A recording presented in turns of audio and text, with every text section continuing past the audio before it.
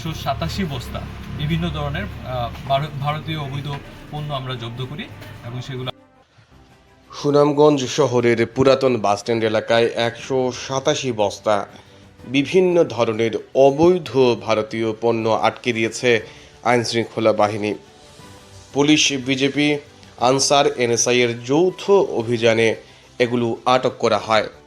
গোপন সংবাদের সূত্রে সুনামগঞ্জের পুরাতন বাসস্ট্যান্ডের এসএ পরিবহনের মাধ্যমে এগুলো পরিবহন করা হচ্ছে জেনে আইনশৃঙ্খলা বাহিনী পদক্ষেপ নেয় এবং 187 বস্তা বিভিন্ন ধরনের ভারতীয় অবৈধ পণ্য আটক করে। পণ্যগুলোর মধ্যে ছিল বিপুল পরিমাণে ফুচকা, বাদাম, চকলেট, হরলিক্স এবং বিভিন্ন ধরনের কসমেটিক্স। পরিবহনের এই চালানের ভাউচারে যাদের নাম আছে তাদের খোঁজা হচ্ছে। এই চালানের আর্থিক মূল্য এখনও নিরূপণ করা সম্ভব হয়নি।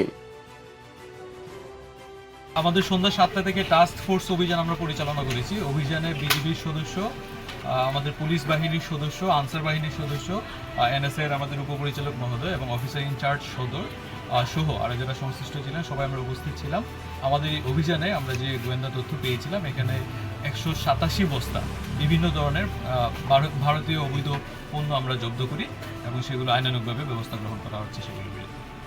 আর্থিক মূল্য কি পাওয়া গেছে? কি কি আসলে পণ্য যদি বলতেন আর কি এগুলো আর্থিক আচ্ছা, এগুলোর আনুমানিক কোনো আর্থিক মূল্য নির্ধারণ করেছেন কিনা?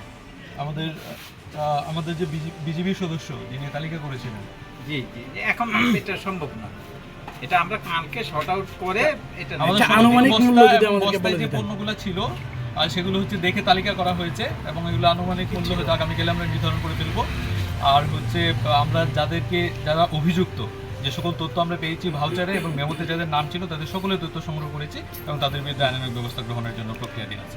এই অবৈধ মালামালগুলো পরিবহন করার জন্য কাউকে আটক করেছেন কিনা এসে পরিবহনের? চলেন